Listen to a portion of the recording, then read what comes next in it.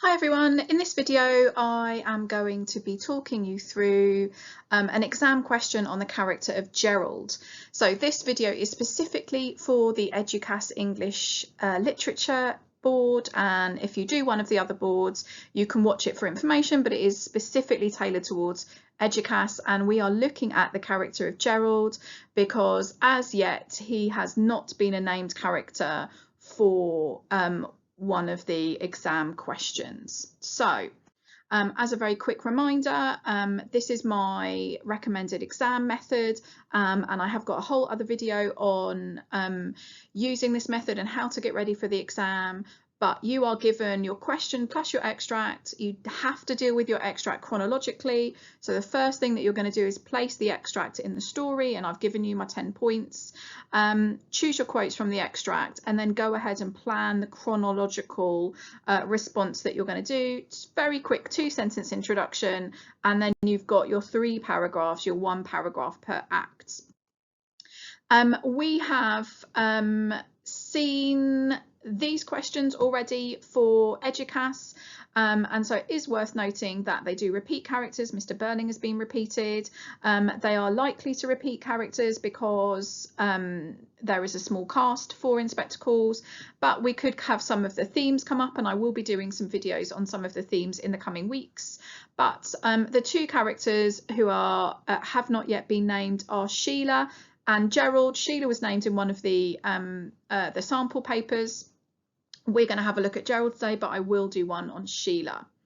So the question is likely to be worded as something like write about Gerald and how he is presented at different points in the play. You would want to then, having placed the chronological extract, and I've not given you an extract for this because I'm covering what I would cover for Gerald in each of the acts. You're going to want to think about what are the key moments for Gerald, as well as this list of 10 things that are the things that you're going to want to make sure that you've name checked, because it's the key events of the play. So Gerald at the very beginning of the play, how he's first presented, how he and the Burlings interact when they are celebrating the engagement and before the inspector arrives. Then we want to think about what happens during his confession, which comes at the very beginning of Act 2. The structural importance of him leaving after his confession and therefore missing Mrs. Burling and Eric's confessions. And then his return at the very end after the inspector has left, so he also misses the inspector's final speech, and the importance of that structural moment. Because he's absent for sections of Act 2 and Act 3, you are going to want to talk about his influence in more depth in other places. So you will talk about his absence and then deal with the things that he does in more detail. So if I was writing about Gerald and I wanted to discuss him in Act 1, these are the things that I would try to cover for Act 1. So you want to deal briefly with the first stage directions that are kind of introduction to the characters. Obviously, he is described as being a man about town, and that's a really nice way of setting up that kind of class privileged entitlement that he acts with. Then there are some other things that you could talk about. Mr. Burling's sycophantic attitude towards Gerald and his family, the revelation that he didn't come near Sheila hardly at all last summer, his agreement with Mr. Burling on various capitalist things, and I've chosen there when Mr. Burling is giving his confession and saying that he fired Eva for being a ringleader. Gerald's response is, I know we would have done the same thing. So he kind of agrees with those capitalist views. The way that he argues with the inspector, and again, I've chosen out of one of numerous examples, we're respectable citizens, not criminals. And then obviously, as we get to the end of Sheila's confession, we get this moment of this kind of cliffhanger moment at the end of the act, although the curtains don't come down, they go straight into Act 2, where we find out that he's been involved with Daisy Renton, Eva Smith, and he tells Sheila, I knew her, leave it at that, and he refuses to kind of engage. So if we're taking those things for Act 1, What would those look like written up as a paragraph? And I'm only going to do you an example paragraph for Act 1, and then I'll spend the rest of the video just talking through Act 2 and 3 for Gerald. Here you can see that I've highlighted my use of evidence from the text, and that wide ranging, that breadth of evidence is really important for Eduqas. And then I've got some underlining for some of the ideas about Gerald. So it says at the beginning of the play, Gerald Croft, the son of Sir George and Lady Croft, is presented as a privileged member of the upper classes who is used to being admired and respected by those around him. And so you're kind of setting up there some of the power play, some of the dynamic of his entitlement and that ability that he is from a class where he feels like he can get away with anything. He doesn't have to follow the same rules as others. The opening stage direction describes him as a well-bred young man about town. Priestley wants the actor, and remember, when you're talking about stage directions, you can't talk about them as if the audience reads them or sees them. We know what the stage directions are because we are studying the written text.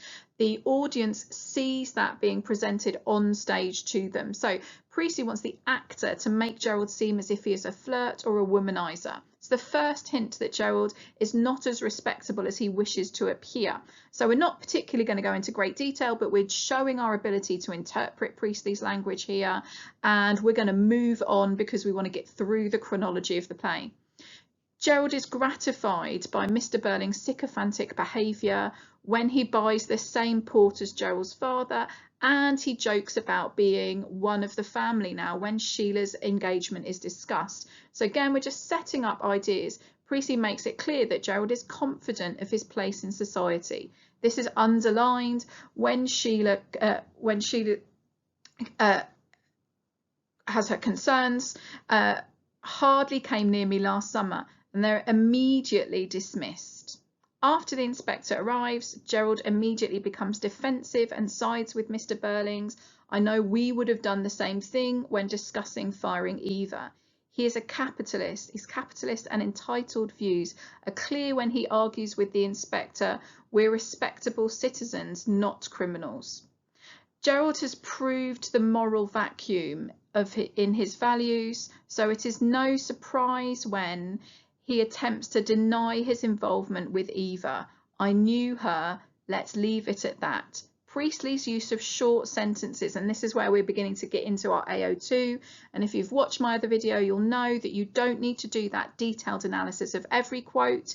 You want the range of quotes and references to the events, but then you want the depth of analysis for just one quote from a section, so one quote per paragraph or one quote in an act. So Priestley's use of short sentences shows Gerald's power in this situation. He wants to close down the discussion with Sheila as he believes she does not deserve the truth. Okay, and then you've covered off the key things in Act 1. You've covered off the opening stage directions and how he behaves before the inspector arrives. You've covered off how he responds to the inspector on that initial discussion. You've covered off Mr. Burling's confession by saying that Gerald agrees, and you've covered off to some extent Eva's confession by closing down that conversation, Sheila's confession by closing down that conversation at the end about Eva. All right, so what would I cover in Act 2? Act 2 is obviously where we have Gerald's confession, but at the beginning of Act 2, Gerald accuses Sheila of wanting to stay in the room to hear his confession because she's going to enjoy watching his downfall. And then we have his confession after Mrs. Burling comes in and kind of irritates everybody. So we've got the Palace Bar, again, symbol of this kind of privileged social divide. It's where these entitled upper class men go to use their prostitutes, and so the fact that he is doing that on the regular. His description of Eva is really unsettling. He describes her in a way that makes her seem very inexperienced, very vulnerable, very easy to manipulate, with big dark eyes. He uses the word fresh to describe her, which is really unpleasant.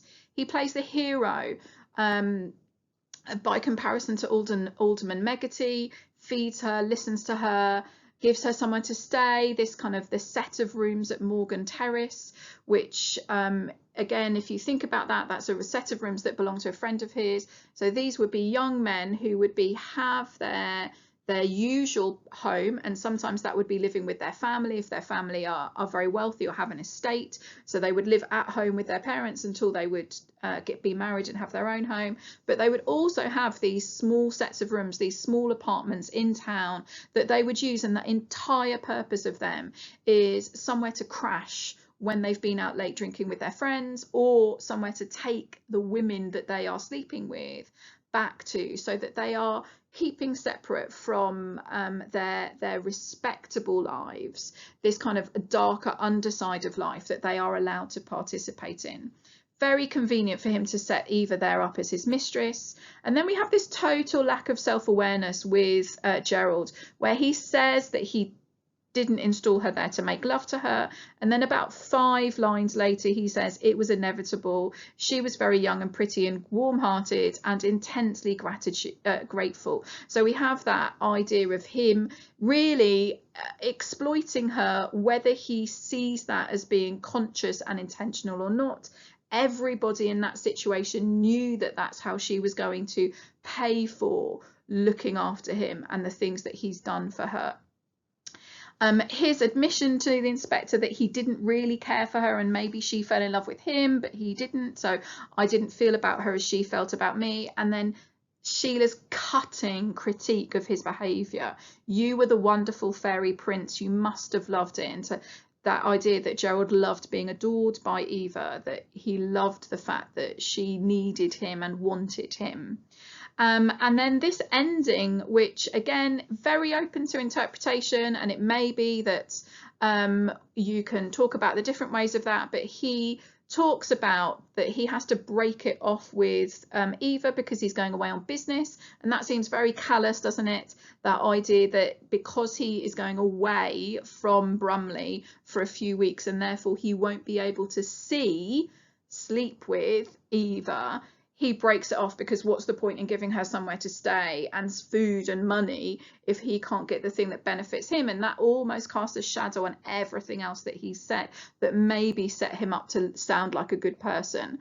And then Gerald leaves. So he says, I feel rather more upset than I expected. And there are some hesitations and dashes here where it could be interpreted that he's emotional, but it could also be interpreted that he is choosing his words carefully because he is about to go and do something that will protect his reputation.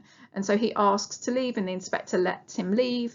And structurally, as we know, we go into Act 3, he misses Mrs. Burling and Eric's stories, and that is important. And with Eduqas, you would want to talk about that so that you can reference these 2 confessions, but without having to talk about them in detail because Gerald isn't there. So it's structurally significant. Mrs. Burling's story and Eric's stories are the most heart-wrenching and the ones that create the most sympathy for Eva and for what has happened to her. So he misses those facts about the baby, about the family's close involvement with her final days. He misses the inspector's final speech, where he tries again to teach them the lessons that that he wants them to learn, that responsibility, that idea of listening to your conscience. Gerald has the luxury of space from all of those emotions, and as a result of that is let off from some of the measure of responsibility and guilt that the Burlings feel at the end. All right, so then he returns, and while he has given the reason for leaving, that he's feeling some deep emotions and he wants to go and process, what he has actually done is use that time to go and find a police officer to see if he can get some information on Inspector Gould. And this again speaks very much to that kind of aristocratic, privileged background where he has got a problem that could damage his reputation, could damage his plans, and he needs to fix or solve that problem. So the first thing he's gone to do is go and investigate, find out some information about the person who's caused that problem, Inspector Gould. And as it turns out, we know that there is no police officer on the Brumley police force. Then he unpicks what he calls the hoax very, very carefully. So he says we've been had. He questions the photographs and whether they all in fact knew the same girl. Do we know it's the same girl? And we get this, we as the audience follow Gerald's logic, and again as the audience we have to question how easy it is for us to disbelieve the events of all of their confessions just because of this one thing that's been the revelation. So he unpicks it all. Suddenly they start celebrating. We have the ironic telephone call to the infirmary where Gerald says, we're rather worried about one of our employees, and again that is a lie, isn't it? Because he's never been worried about his employees, and he's admitted that he would fire someone, and he's admitted this kind of exploitation of Eva. And then that final nail in Gerald's coffin for whether we like or dislike him is holding up the engagement ring to Sheila and saying everything's all right now, and asking her to put the engagement ring on, and the revelation that he, like Mr. and Mrs. Burling, have learned nothing. So Gerald is a very problematic character to write about, partly because the inspector tells Gerald that he's not as bad as the Burlings, and that's a really interesting call by J.B. Priestley, and I think you want to be careful about taking that at face value, thinking that Gerald is in fact a good person. He did look after her, he was kind to her, but he got something in return for that. So there's a very transactional element to Gerald's character. He will do good things, he will do the thing that is right morally if the benefit is there for him. So he is the ideal husband and son-in-law for the Burlings, and that's worth remembering, that he fits with Mr. and Mrs. Burling's ideology perfectly. While the inspector acknowledges that he seemed to care for Eva, it doesn't dismiss all of the things that he's done, which is that hypocritical, immoral upper classes where he is used to using prostitutes, doing what he wants, not being accountable for his actions. To a certain extent, there is some misogynistic behaviour. He's patronising and controlling of Sheila. He only describes Eva in terms of her appearance and how she made him feel. He's morally and emotionally unaware. He misses the irony that he plays the hero to Eva when she is being squashed up against the wall by Alderman Megati, but it is the fact that it is his capitalist ideology which is the reason why Eva needs saving. He agreed with Mr. Burling that she should have been fired. If Mr. Burling hadn't done that, she wouldn't have been in the Palace Bar. It's very difficult to know whether Priestley wants us to see Gerald as being redeemable at the end. My suspicion is that he wants us to realise that no matter what, the aristocratic upper classes, the wealthy, always come out on top, and so the fact that he's managed to manoeuvre things to make them look guilty, it is potential that he will do that again. So carefully when we're talking about Gerald, making sure we're going through the entire text, going into detail about one quote per act, and that is you sorted.